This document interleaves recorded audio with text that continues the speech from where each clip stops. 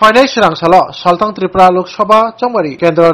चिनी रामनगर विधानसभा केन्द्रनि बाई इलेक्शननि चंबारी आविमुं पाइथाक साल ओंनाय अबनो तैनाय बुबाग्रा खर आगुलिव कायसा लुखुतुम पान्दा खालायजागनाय अरब मानजाक फाइनाय बाथा कुतुनि मन्त्री बख्रक नरेन्द्र मोदीजी अब पान्दा चेंजागनाय बुबाग्रा खर आगुलिनि अस्ताबल थोंखलाव दिबरजाराव अब पान्दाव खालायजागनाय तै अबनो तैनाय क्राक सालनि सानजाजरा हास्ते बीजेपी हाबा नगनिसिमि कायसा कक्थुम पान्दा खालायजाका अ कक्थुम पान्दा मानजाका हास्ते बीजेपी नि खुकफा सुब्रत चक्रवर्ती बर्षाका बाथा कतनी मंत्री बख्र नरेन्द्र मोदीजी फाइनाल तैनाय ताबुक हास्तेव पाले हलेके सामुखलायजागि तंगो ताई हास्ते नि जुदा जुदा बेरनि बीजेपी नि आदंगराव बहायनो बाद हाकतनी मंत्री बख्रकनि कखनानानि सफायबिनाय ताई अ लुकुथुम पान्दा लाइबमा सैजांनाय रिबक बसाका कक्तमा थुमनाय रंग बसकांगो कगनारकथिनि कांग्रेस ताई सीपीएम बदलनि इस्तेहारनो तैब ककसाका हास्ते बीजेपी नि खुफां सुब्रत चक्रवर्ती बसाका बार हाकतनी लुकुरक बाय सय सिमुं हायकेबा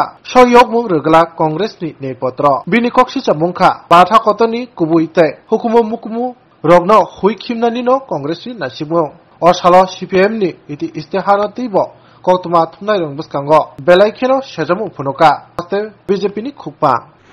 সবাই অবগত আছেন আগামীকাল পশ্চিম ত্রিপুরা লোকসভা নির্বাচনের সড়ক প্রচার শেষ হচ্ছে এবং এই সড়ক প্রচারের শেষ লগ্নে আগামীকাল দুপুর 1টায় আগরতলার স্বামী বিবেকানন্দ ময়দানে আমাদের রাজ্যবাসীকে সম্বোধন করার জন্য ভারতের যশস্বী প্রধানমন্ত্রী নরেন্দ্র মোদীজি যার নেতৃত্বে 2024-এ আবারও সরকার গঠন হতে চলেছে কেন্দ্রে সেই যশস্বী প্রধানমন্ত্রী দুপুর 1টায় বিবেকানন্দ ময়দানে আসবেন এবং তার জন্য ভারতীয় জনতা পার্টির পক্ষ থেকে যাবতীয় প্রস্তুতি সুচারুরূপে সম্পন্ন হয়েছে এবং কার্যকর্তা থেকে শুরু করে ভারতীয় জনতা পার্টির সমর্থক যারা রয়েছেন যারা রাষ্ট্রবাদী যারা দেশপ্রেমে উদ্বুদ্ধ এবং যারা রাষ্ট্রের বিকাশের প্রতি দায়বদ্ধতা নিয়ে কাজ করেন বিশ্বাস রাখেন তারা প্রত্যেকেই এই নরেন্দ্র মোদীজিকে শোনার জন্য রাজ্যের বিভিন্ন প্রান্ত থেকে আসার জন্য প্রস্তুতি নিয়েছেন এবং আমরাও প্রস্তুত রয়েছি কাজে আগামীকালকে যশস্বী প্রধানমন্ত্রী মোদীজির যে জনসভা আগরতলায় বিবেকানন্দ ময়দানে হতে চলেছে সেটি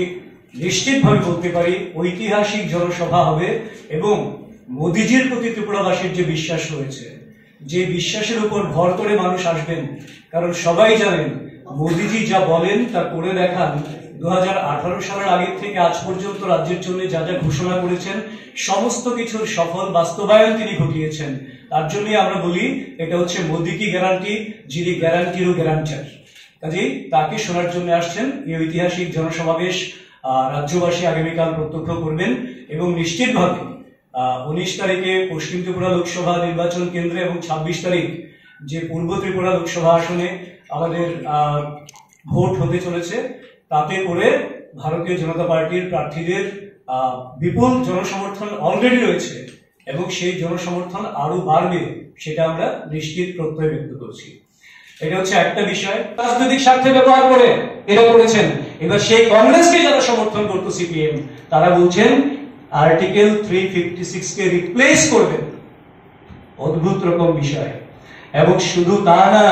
আমাদের ন্যাশনাল সিকিউরিটি তাদের কাছে যে কোনো বিষয় না রাষ্ট্রীয় সুরক্ষা রাষ্ট্রীয় সংহতি এইগুলি বিপন্ন হলে যে তারা অনেক বেশি খুশি হয় তার প্রত্যক্ষ প্রমাণ একটার পর একটা Communist Party of India Marxist ম্যানিফেস্টোতে রয়েছে যার জন্য ভারতের ডিফেন্সকে মজবুত করার জন্য ভারত সরকার যখন ইসরায়েল থেকে কিংবা মিলিটারি যখন নিচ্ছেন সহায়তা নিচ্ছেন ভারতীয় ডিফেন্সকে মজবুত করার জন্য তাকে বাতিল করার কথা এখানে বলা হয়েছে চীন যেখানে ভারতবর্ষকে বরাবর ধমকায় দুদিন পর পর ভারতবর্ষের জমি দখল করা ভারতবর্ষের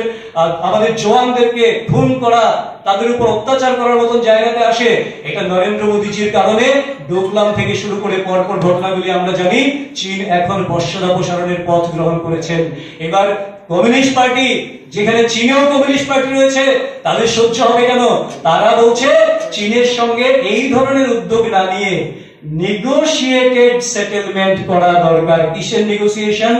যেখানে নরেন্দ্র মোদীজি বলছেন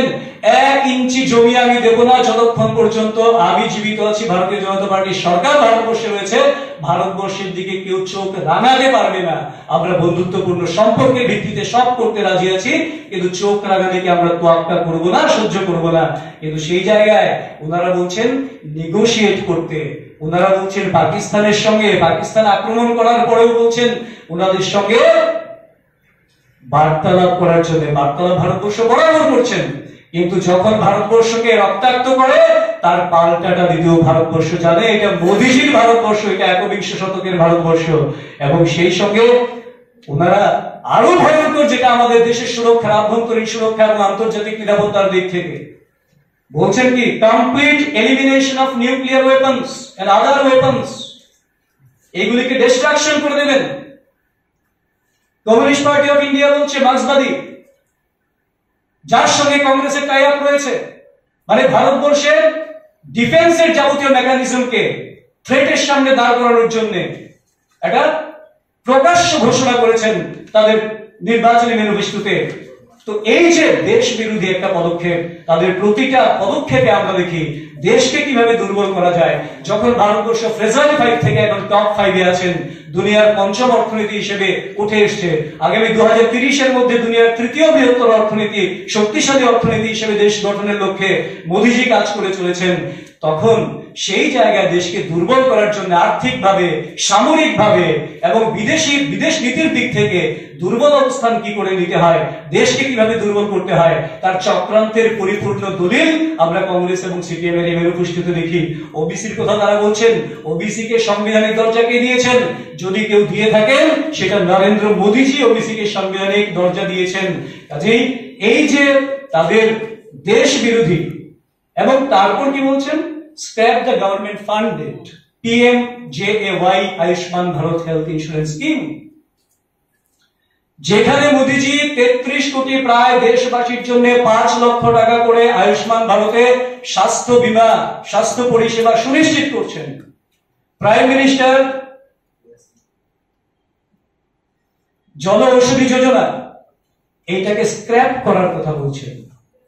এটাকে বাতিল করার কথা বলছেন। এরা কার সাথে কথা বলছেন? এরা আবার গরিব মেহনতি মানুষের কথা বলছেন।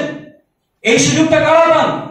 আমার দেশের, আমার রাজ্যের গরিব অংশের মানুষ যারা আছে তারা প্রাইম মিনিস্টার জন ঔষধি যোজনার অন্তর্ভুক্ত আয়ুষ্মান ভারতের সুযোগ সুবিধা পান। এবং একদিকে তারা প্রাইভেটাইজেশনের বিরোধিতা, পাবলিক প্রাইভেট এগুলির বিরোধিতার কথা বলছেন, আবার আরেকদিকে তাদের ম্যানিফেস্টোতে ওনারা বলছেন যে আমরা পাবলিক কলেজের মাধ্যমে ডাক্তার, নার্স, তাদের ট্রেনিং সমস্ত ব্যবস্থাপনা করব। একদিকে দ্বিচারিতা, একদিকে মিথ্যার বেশাতি, একদিকে মানুষকে বিভ্রান্ত করা। এবং যারা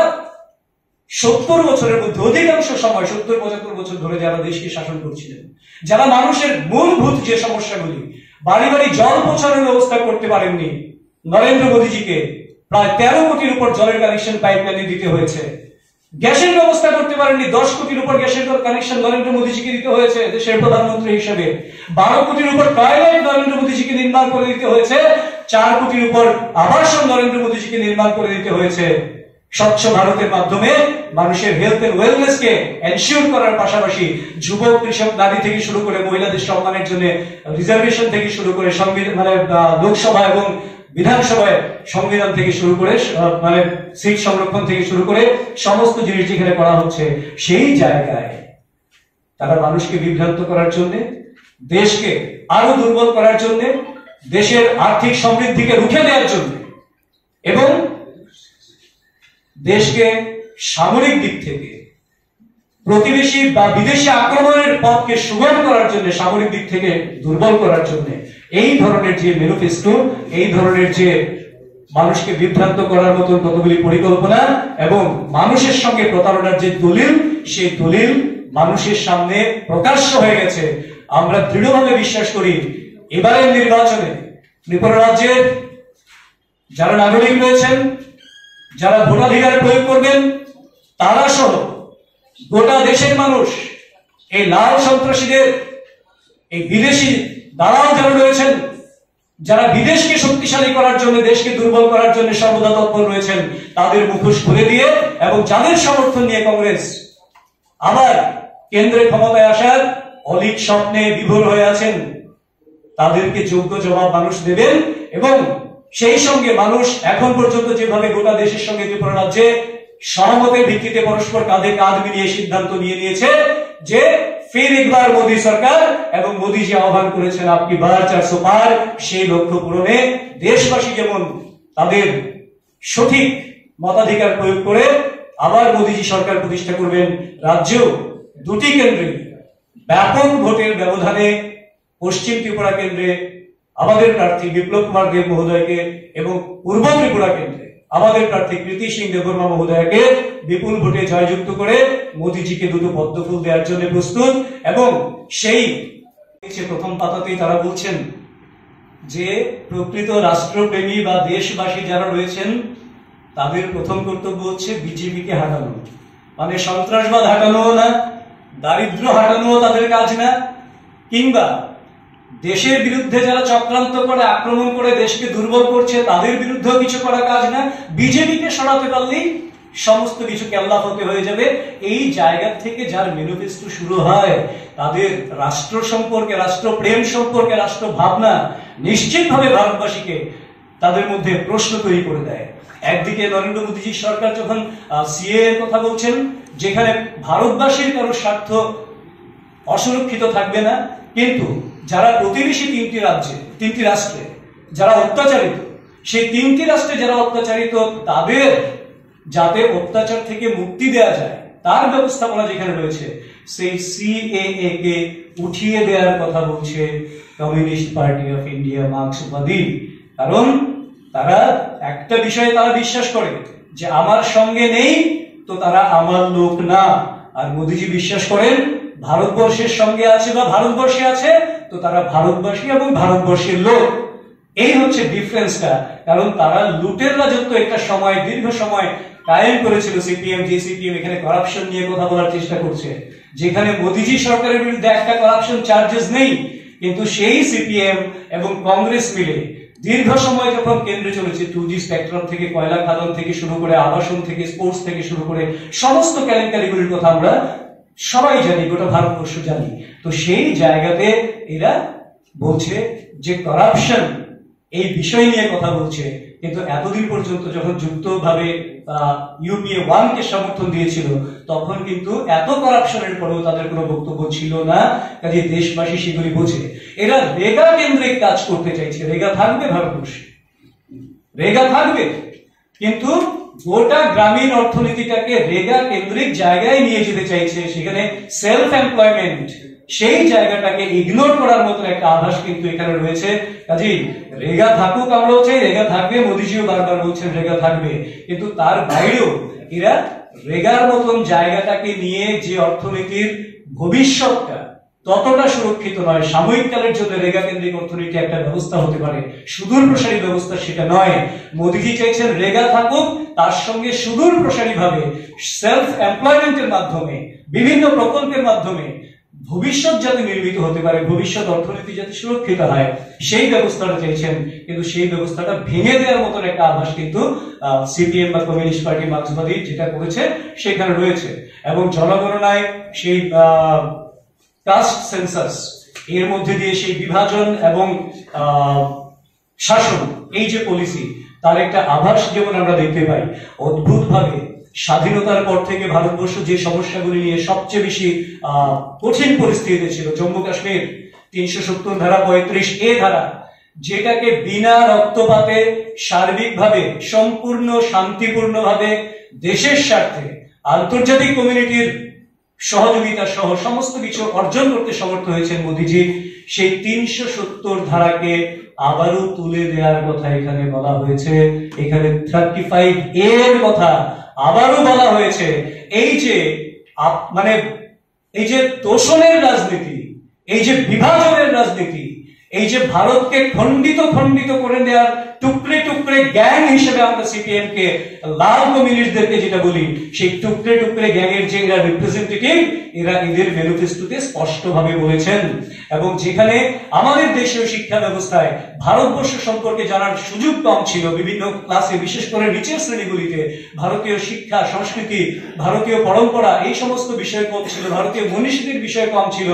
আমরা ধার দেনা করে আমাদের মার্কস এঙ্গেলস এদেরকে ঢুকিয়ে দেওয়ার একটা চেষ্টা হয়েছিল তার আগে। এবার যখন সময় বলছে, সময়ের প্রয়োজনে যে ভারতবাসীকে ভারতীয় সভ্যতা সংস্কৃতি শিক্ষা তার রীতিনীতি কালচার এইগুলিকে আগে বুঝতে হবে, তারপর যখন উঁচু ক্লাসে যাবে তখন আন্তর্জাতিক স্তরে যারা রয়েছেন তাদের বিষয়ে তো অবশ্যই পড়াশোনা করবে, সেটা হচ্ছে তাদের যার যার ব্যক্তিগত বিষয়। কিন্তু সেই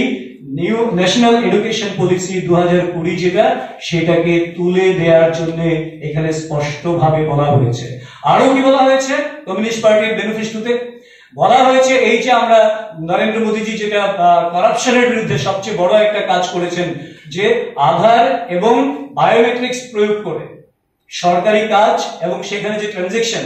সবকিছু যাতে স্মুথলি হয়, ট্রান্সপারেন্টলি হয়, সেই জায়গাটাকে করার জন্য, এবং সেই সঙ্গে ডিবিটি ব্যবস্থা করেছেন, ডাইরেক্ট বেনিফিট ট্রান্সফার যাতে অ্যাকাউন্টে সরাসরি চলে যেতে পারে, তার জন্য ভারতবাসীর গোটা ভারতবাসী কি করে অ্যাকাউন্ট ব্যাংকে হতে পারে সেই ব্যবস্থা করেছেন। ওনারা বলছেন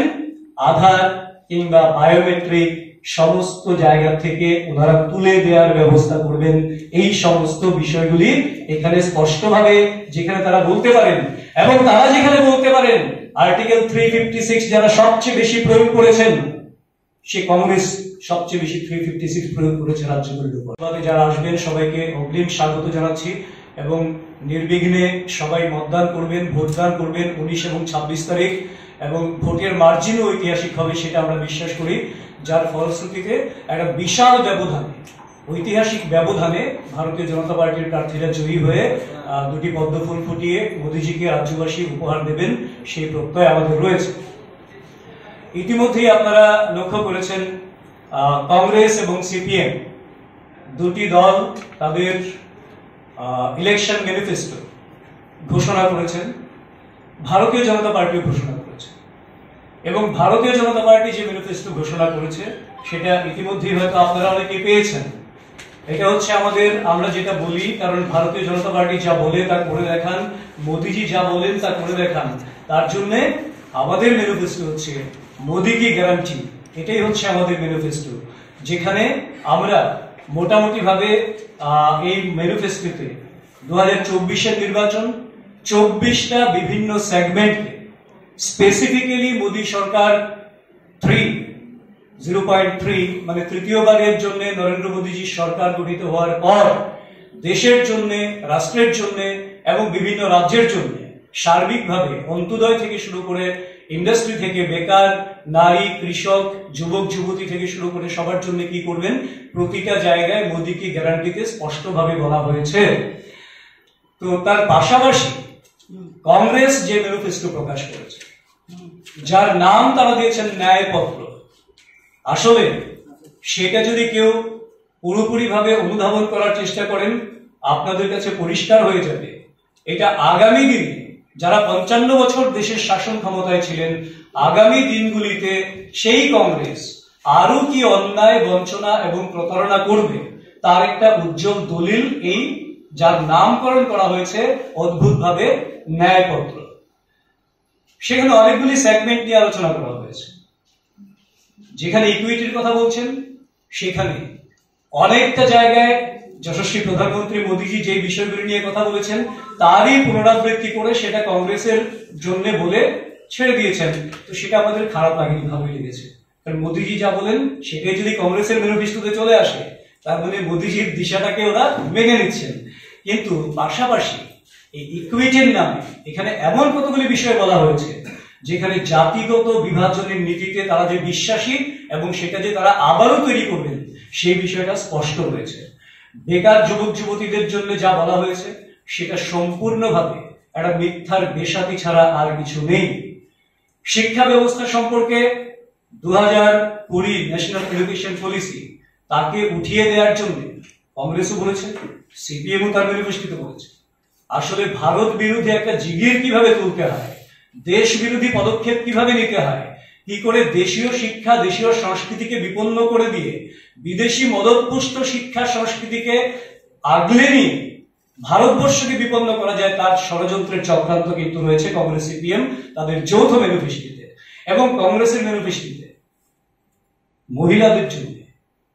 যে সমস্ত উদ্যোগ মোদীজি গ্রহণ করেছিলেন তার অনেকগুলিকে ইগনোর করা হয়েছে, অনেকগুলিকে স্ক্র্যাপ করার কথা বলা হয়েছে, যাতে করে মহিলারা পিছিয়ে যান, মহিলারা কর্ম বিমুখ হন, মহিলারা স্বনির্ভর না হতে পারেন। সেই বিষয়গুলিকে কিন্তু প্রচ্ছন্নে সেই জায়গায় তুলে ধরা হয়েছে। এবং শ্রমিক, গরিব, এই সমস্ত বিষয়গুলিতেও আমরা দেখি একই রকম ভাবে যারা একটা সময় বলতেন গরিবি হাটাও নাম করে যারা গরিব তৈরি করার কারখানা তৈরি করেছিল যে কংগ্রেস, তারা শ্রমিক গরিবের জন্য সেই ধরনের মায়া কান্না করে মিডিয়ার স্বাধীনতাকে কি করে হরণ করা যায় তারও আভাস কিন্তু আমরা মিডিয়াতে দেখতে পাই। এবং ভারতীয় সভ্যতা সংস্কৃতি নিয়ে কংগ্রেস যা বলার চেষ্টা করেছে সেখানে আমরা দেখি যে তারা যা যা এতদিন করেছে, সভ্যতা সংস্কৃতিকে জলাঞ্জলি দেওয়ার চেষ্টা, ভুলিয়ে দেওয়ার চেষ্টা, বিদেশি সভ্যতা সংস্কৃতিকে ভারতবাসীর উপর চাপিয়ে দেওয়ার চেষ্টা, দেশীয় কিছুকে পিছিয়ে দেওয়ার চেষ্টা, সেই সমস্ত বিষয়গুলি যা করে এসছেন তার বিরুদ্ধে নতুন করে কথা বলে একটা বিভ্রান্তি তৈরি করার চক্রান্ত করেছে। এবং মনমোহন সিং এর মতন যেখানে অর্থনীতিবিদের কথা আমরা বলি, যার নেতৃত্বে ভারতবাসী আশা করেছিল দেশ এগিয়ে যাবে, কিন্তু সেটা হয়নি, দেশ ক্রমশ পিছিয়ে গেছে, জিডিপি থেকে শুরু করে সমস্ত দিক থেকে দেশ পিছিয়ে পড়েছে। তো আবারও দেশকে পিছিয়ে দেওয়ার একটা চক্রান্ত কিন্তু সেখানে দেখা যায়, কারণ সেখানেও আমরা দেখি সুনিশ্চিত কোনো কথা বলা হয়নি, কোনো পদক্ষেপের কথা বলা হয়নি। যা করা হয়েছে সেটা কি সুনিশ্চিত, যা কিছু নরেন্দ্র মোদীজি করছেন তাকে অনিশ্চিত ভবিষ্যতের দিকে ঠেলে দেওয়ার মতন একটা প্রয়াস কিন্তু সেখানে রয়েছে, যাতে করে ভারতের অগ্রগতি অনেকটা রুখে যায়। এই সমস্ত বিষয়গুলি নিয়ে কংগ্রেসের যে ন্যায়পত্র সেটা আসলে আগামী দিনে দেশবাসীর সঙ্গে অন্যায় কি করে হবে, অত্যাচার কি করে হবে, শোষণ কি করে বাড়বে, তারই একটা প্রত্যক্ষ দলিল হিসেবে আমাদের সামনে রয়ে গেল। এবং সেই সঙ্গে সিপিএম যে ম্যানিফেস্টো এবার প্রকাশ করলো 18তম লোকসভা